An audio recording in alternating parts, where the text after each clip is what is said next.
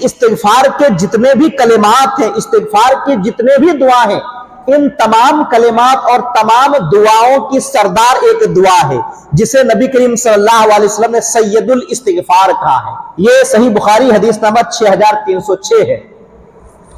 شداد بن اوس رضی اللہ تعالیٰ عنہ بیان کرتے ہیں کہ نبی کریم صلی اللہ علیہ وسلم نے ارشاد فرمایا، سید الاستغفار ان تقولا، استغفاری کے دعاؤں کی سردار یہ ہے کہ تم کہو، کیا کہو؟ کون سی وہ دعا ہے؟ سید الاستغفار کون سی ہے؟ اللہم انت ربی، آپ لوگ بھی ساتھ ساتھ پڑھتے رہیے، اللہم انت ربی، اے اللہ تو میرا رب ہے، لا الہ الا انت، تیرے علاوہ کوئی بھی معبود برحق نہیں ہے، تیرے علاوہ کسی کی عبادت جائز نہیں ہے، خلقتنی وانا عبدک، اے اللہ تو نے ہی مجھ کو پیدا کیا، مجھے یقین ہے، مجھے عقیدہ اس بات پر ہے کہ تیرے علاوہ کوئی پیدا کرنے والا نہیں ہے، تو نے ہی مجھ کو پیدا کیا، کہ میں تیرا ہی بندہ ہوں، کسی اور کا بندہ نہیں ہوں، کسی اور کے سامنے اپنا ماتھا میں نہیں ٹیکتا، کسی اور کے سامنے میں جھکتا نہیں، کسی اور سے فریاد نہیں کرتا، کسی اور کے سامنے اپنے مشکلوں کو پیش نہیں کرتا، کسی اور سے فریاد رسی نہیں کرتا، حاجات ہوتی ہے، ضروریات ہوتی ہے، جو کچھ ہوتا ہے تیرے طرف ہی ہم رجوع ہوتے ہیں، میں تیرا ہی بندہ ہوں، وَأَنَا عَلَىٰ عَهْدِكَ وَوَعْدِكَ مَا اسْتَطَعْتُ، اور اے میرے رب اپنی طاقت بھر میں تیرے عہد اور تجھ سے کیے ہوئے وعدے پر قائم ہوں، میں جو تم سے وعدہ کرتا ہوں کہ تیری عبادت کروں گا، تیری فرما برداری کروں گا۔ ہم لوگ کرتے ہیں کہ نہیں؟ بولتے ہیں کہ نہیں؟ دعا جب کرتے ہیں، اے اللہ مجھ سے غلطی ہو گئی، معاف کر دے، اب میں تیری عبادت کروں گا، تیری فرما برداری کروں گا، کبھی گناہ کا کام نہیں کروں گا، تو ہم نے اللہ سے وعدہ کیا، پھر بھی شیطانی وسوسے سے ہم سے غلطی ہو جاتی ہے،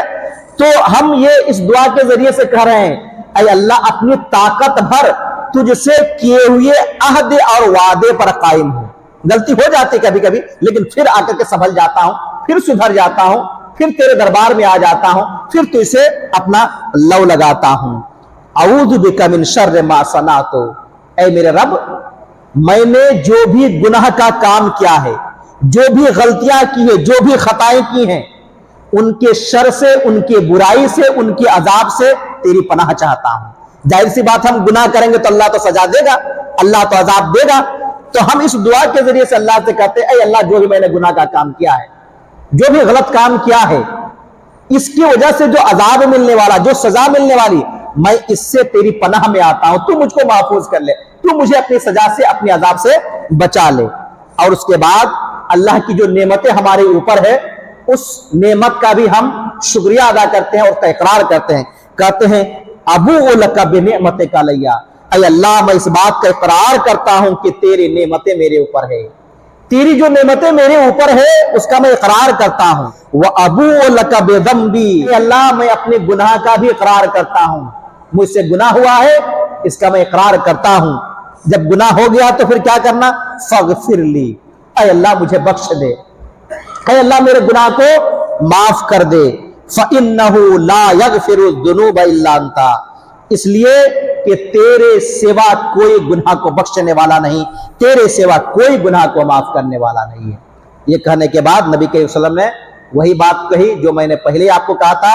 آپ صلی اللہ علیہ وسلم نے بیان فرمایا کہ جو شخص اس کلمات کو پڑھے، صبح کو شام ہونے سے پہلے پہلے اسی دن اگر اس کی موت واقع ہو گئی تو وہ جنت کے اندر چلا جائے گا، اور اگر شام کو اس نے یہ دعا پڑھی ہے اور اسی رات اگر اس کا انتقال ہو گیا صبح ہونے سے پہلے پہلے تو وہ جنت میں چلا جائے گا۔ آئیے ساتھ میں پھر ایک مرتبہ پڑھتے ہیں، اللہم انت ربی لا الہ الا انت خلقتنی وانا عبدک وانا علی عہدک ووعدک ما استطعت اعوذ بک من شر ما صنعت ابوء لک بنعمتک علی ابوء لک بذنبی فاغفر لی فَإِنَّهُ لَا يَغْفِرُ الذُّنُوبَ إِلَّا أَنْتَ۔